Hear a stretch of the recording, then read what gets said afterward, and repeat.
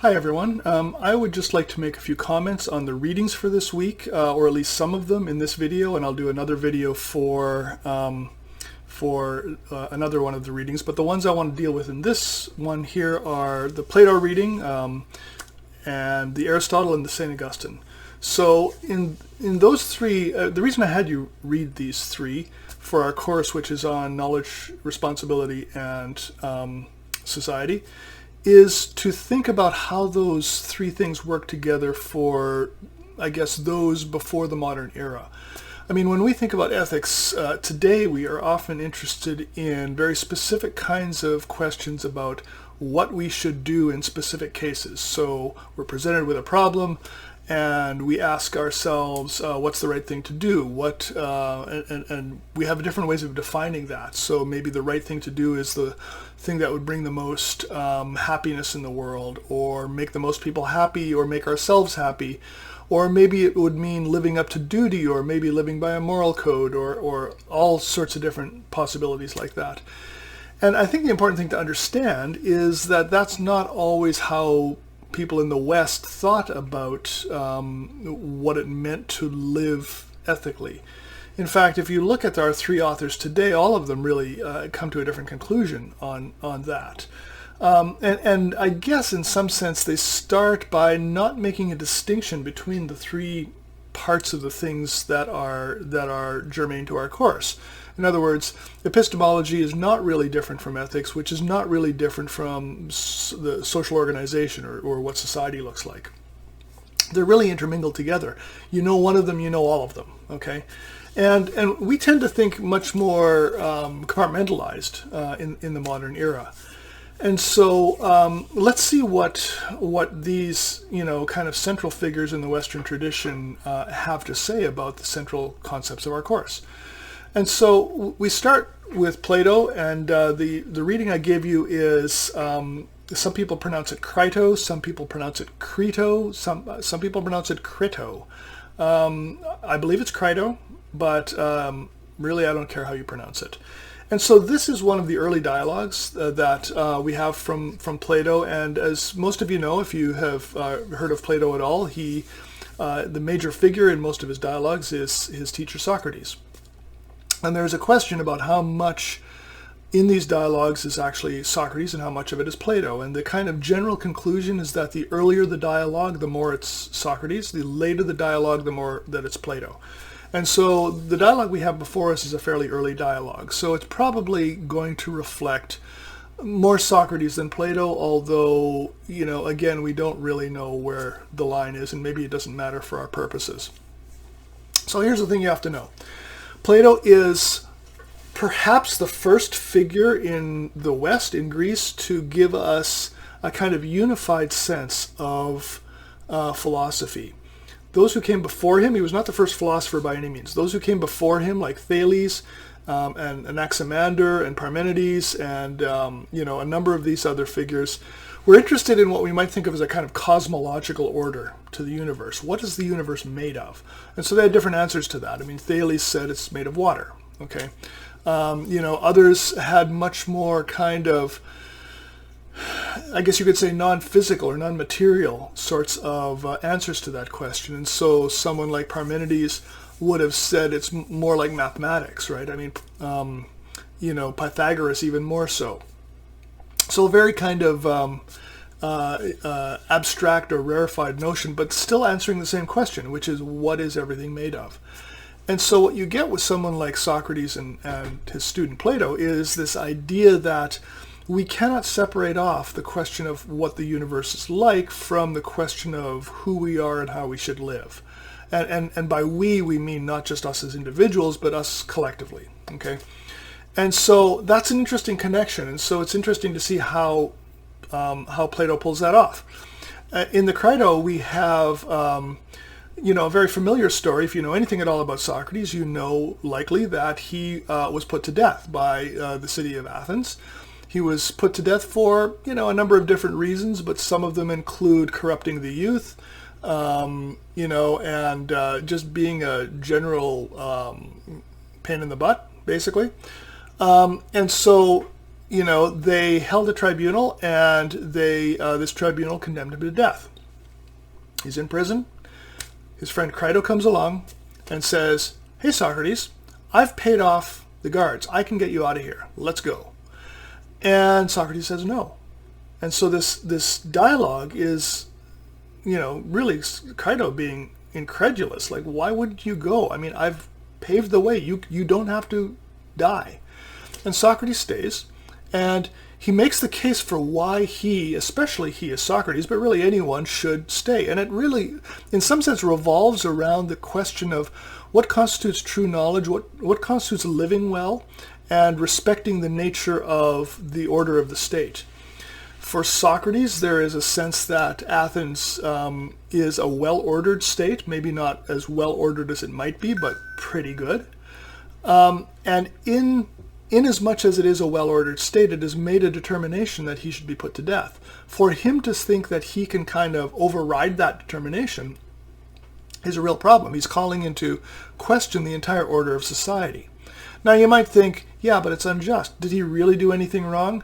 From our vantage point, we might say, no, not really. But you have to understand where Socrates is coming from for all of this. And in order to understand it, it's actually useful to go outside of the Crito to a later dialogue, the Republic, which is probably the most famous dialogue of Plato's. It's a long dialogue. And in it, there is this discussion. It starts off looking like a normal Platonic dialogue. Socrates meets somebody, they start talking about justice and, what is justice? And the person offers some, ideas on what justice is. And Socrates, in his inimitable fashion, takes them apart with some clever questions. And they come to the end of this, and the person realizes that he doesn't know what justice is at all. And then along comes this guy Thrasymachus and says, I'll tell you what justice is. It's the interests of the stronger. That's it, right? Whoever's strong wins. And that's what justice is, whatever they say, okay? And so now what's Socrates going to do, right? And so he's got to answer this challenge as to what justice is, because if that's all it is, it's just war of everyone against everyone. He makes it harder for himself by telling this story, and the story is called the Ring of Gyges.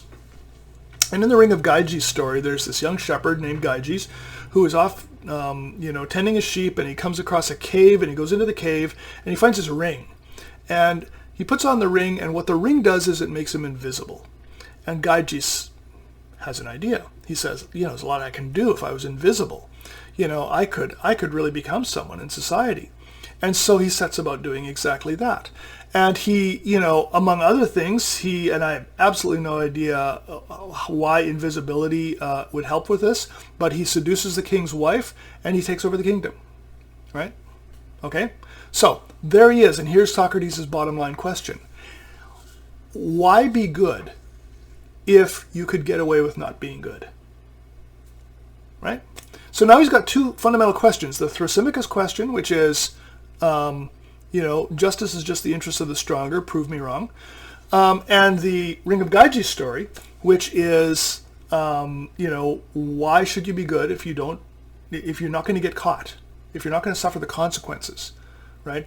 If you're invisible, nobody can pin anything on you, you can get away with it. Is there any reason why you shouldn't be good? And out of all of that, Socrates develops this entire theory of the self and of society, and he runs this story in a kind of parallel. He talks about the inner structure of the self and the well-formed society. And what he argues is that for the self, you have to be guided by the mind, and that mind has to guide the spirit, which then has to guide the body. Similarly, in the state, in the good city, you have to be guided by true leaders who understand what true knowledge is, and they need to guide those who are like the spirit, who are, for Plato, the military, the soldiers, and they have to guide those who are like the body, who are the merchants, right? They provide things for the body. If you get those things out of order, you're a mess, okay? And so if you get those things out of order, what you end up doing is following the body and letting the body rule the mind, and that's just not going to work at all. I mean, you're just going to be following your instincts and your gut feelings and all of that, and you're going to end up dissolute. Similarly, in the state, he argues. If you're not going to follow those who truly know what knowledge is, then you're going to end up following those who are just going to be chasing money, like the merchants, or you're going to be following the soldiers who are just going to have a military state. And so Socrates' answer to the question of why should you be good even if you're not going to get caught is, even if you don't get caught, you're going to be out of order internally as a person, and you would be out of order in a state if you misordered that. And so there is this sense, notice how our core concepts work here, right? This is about knowledge, right? The one with knowledge has to be on the top. Famously, in the state, Socrates argued for philosopher kings, right?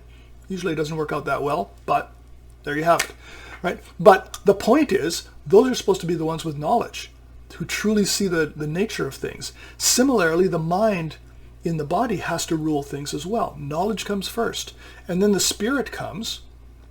And in the spirit, there is a sense of motivation to do the right thing, to do the good thing now that you know what it is. That's ethics, right? And then the body is provided for, and the appetites are provided for, right? And in a certain sense, we could see that as being part of our social organization. Certainly the entire story about the state is all about social organization. But what you have here, in a certain sense, is Socrates' response, both to Thrasymachus and to the Ring of Gyges story. To Thrasymachus, he says, no, might does not make right, right? That's just letting the soldiers run things. That's going to end up in eternal war like Sparta, right? It's not going to end up in the well-ordered state where anyone can live peacefully and live virtuously and all the rest of that. Similarly, Ring of Gyges, as we've just said, there is a consequence to doing the wrong thing, even if you're not going to get caught, right? So back to Crito. In Crito, Socrates knows all of this stuff, right? And Socrates is saying to himself, if I just step away, if I just run away, I am essentially upending the good state. I am letting my desires rule instead of the deliberative process that's been handed down. So I'm going to stay here, I'm going to drink the hemlock, and I'm going to die. Right?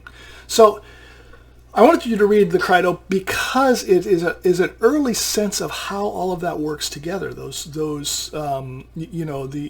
ideas of epistemology, ethics, and social organization. So let's turn to Aristotle for a little bit.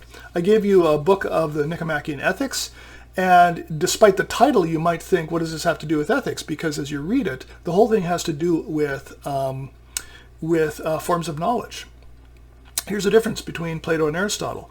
For Plato, when you have knowledge, what that means is seeing the forms, right? Seeing the abstract forms. If you want to know what, a chair is or something like that, you don't just look at the examples of chairs in the world. What you do is you think about what the true nature of the form actually is, because all of these things in the world are merely reflections of that true thing. For Aristotle, it's different. You do care about the chairs in the world, right? The material world does matter. And so for Aristotle, what we see is a very different kind of discussion of knowledge than what we saw for Plato. For Aristotle, he's concerned about, as it were, on-the-ground knowledge, the kind of knowledge where we have to know how things are made, how things are done. We have to know about the constructing of art. That's a form of knowledge too. We have to know how to live in society in order to get things done. He uses as the example the statesman who knows how to work through the kind of mechanisms of state governance in order to accomplish something, right? That's a kind of knowledge too. So it's not all just looking up at the abstract form. It's also this other thing too. And so that gives us a very different kind of notion of, really the word we're looking for here is virtue, okay? Aristotle is all about virtue. He's very interested in what it means to live virtuously. For Plato, knowledge, ethics, and social organization come together to be a well-ordered structure. For Aristotle, it's about reading the world, right? His ethics are an ethics of moderation, right? How much should you eat? Well, it depends on who you are. If you're an Olympic-level athlete, there is a eating too much and eating too little, but it's going to be a different eating too much and eating too little than it will for me, because I'm not, I assure you, an Olympic-level athlete. right? It's going to be different from for other people. How long should you sleep? How long should, all of these questions about what you should do are really questions of reading where the mean comes between extremes. And that's going to vary depending on the circumstances.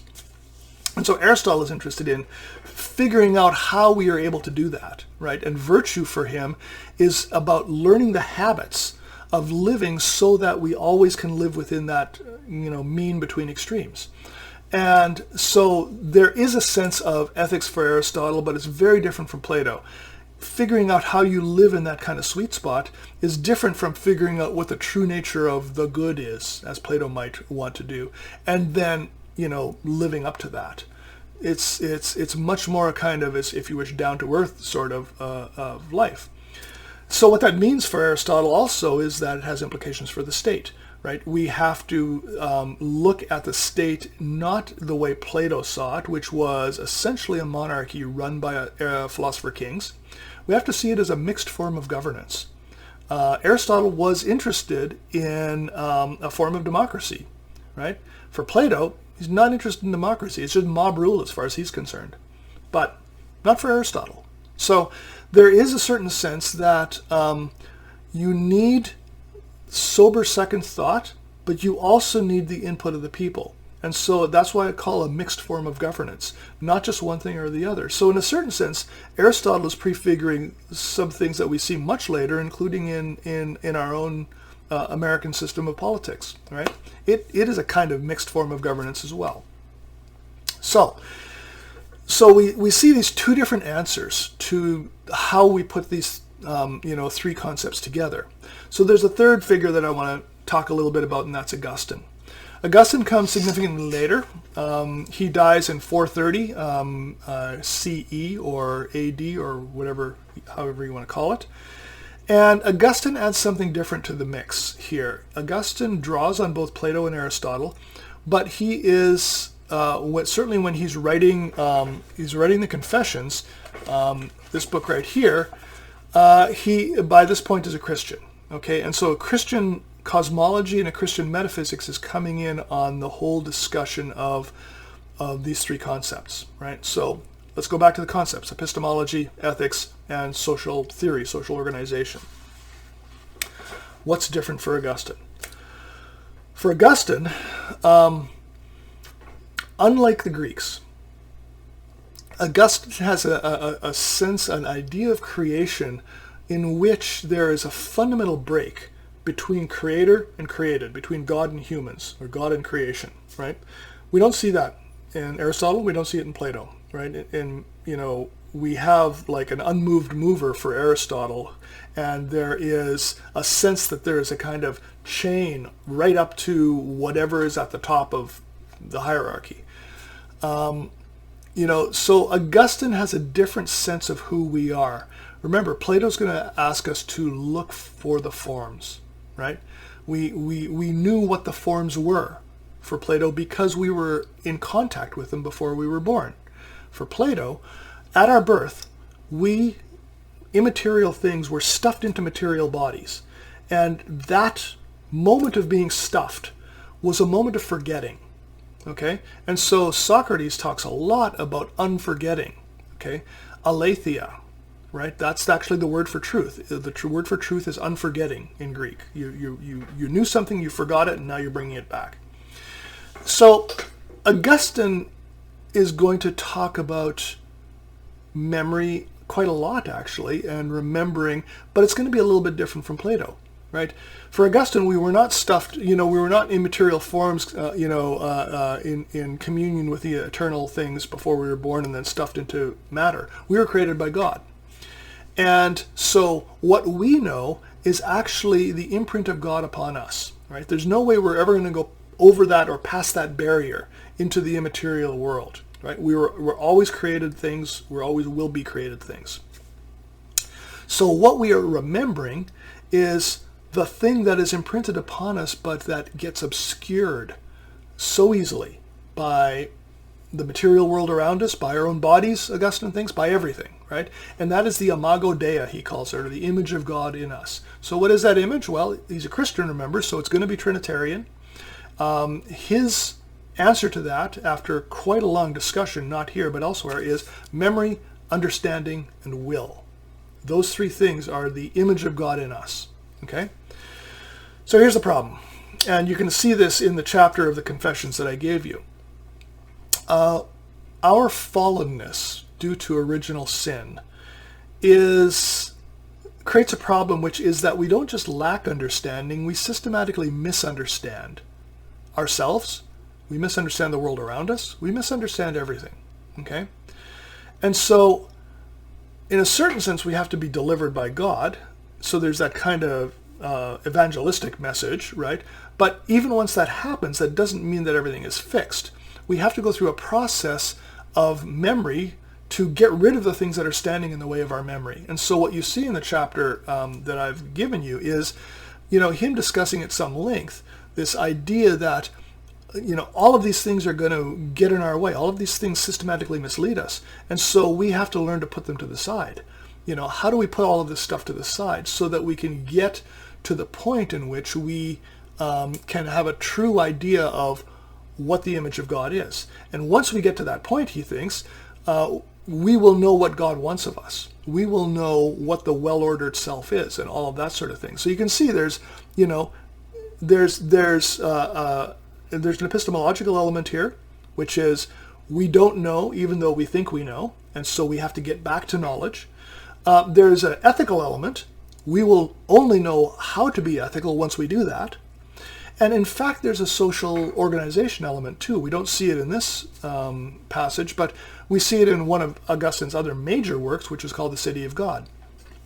And in The City of God, he is really interested in running a kind of parallelism between the city of God and the city of humans to look at how human political and social organization ought to look in a world where people have actually come to this sense of memory and understood why memory works the way it does here.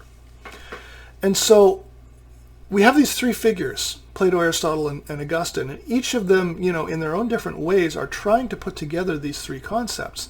This is a very, very common way of approaching these things that you see before the modern era. Okay?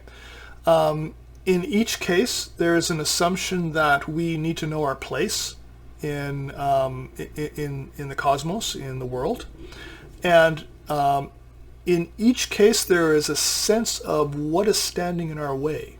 Right? There is something standing in our way to getting to truly understanding who we are and truly understanding how we should relate to each other. And so that's kind of the task of life. If only we can figure out how to do that, then maybe we'll get somewhere. It's worth mentioning, we are thinking about this at a particular time in history as well. The time in history that I'm recording this, we just had an insurrection in Washington, D.C., an attack on Congress by supporters of the outgoing president. And, it's worth thinking a little bit about what any of this has to say to any of that. I mean, there is a certain sense of certainty on the part of many people. They are absolutely certain that they know what the structure of the world looks like and how, who's a good guy and who's a bad guy and what ethical life is. It stands to justify a lot of, what most of us would think are horrible actions, harming other people, even killing people. That is not unique to this situation. That is often the kind of thinking used by revolutionaries and by people who are, driven by a certain sense of certainty about who they are, what their place in the world is, and so forth. It's interesting to think about these figures in those terms. So one might think of Plato, for example, as giving us a set of tools for truly thinking about the nature of things, and we would be right about that. And yet, a 20th century philosopher named Karl Popper wrote a book called The Open Society and Its Enemies, and number one enemy of the Open Society was Plato. Right? It was Plato because what he saw Plato as representing is, a certain sense of abstract certainty that did not allow for a kind of conversation among various different ways of thinking about the world, right? If you read any of the Socratic dialogues, Socrates basically destroys everyone's way of thinking about anything in order to, get on the same page or get on the same playbook, what they call a dialectic, and in order to know what the true nature of beauty is, justice, piety, whatever concept they were working with. Well, that's all fine and good, but in a complex society, it's hard to see that will actually pan out, right? I mean, will we ever get on the same page on anything? And if not, what does it mean to live in a society where we're not going to be on the same page and we're never going to be on the same page, right? What does it mean to have a space in which there's dialogue at the heart of everything we do, as opposed to a philosopher king who truly knows what things are about and then can direct everyone else to, whatever that vision is, right? And so, the picture we get of Plato is really kind of critiqued heavily, but it's also adopted by other figures. I mean, Plato is, a perennial philosopher for a reason, and so, philosophers, we're going to later see someone like Gadamer who does different kinds of things with Plato, to people like Leo Strauss, and all sorts of other figures for whom Plato turns out to be a really central and key thinker. So those are the three kinds of thinkers in the European tradition that I want to kind of run through. I don't mean for any of this discussion to kind of supplant whatever your reading is going to be in the discussion area. I hope that you can draw out other kinds of implications and we can work through all of these ideas together. There's still lots in each of these readings to kind of unpack. So that's the quick and dirty version of these first three figures. So anyway, talk to you soon.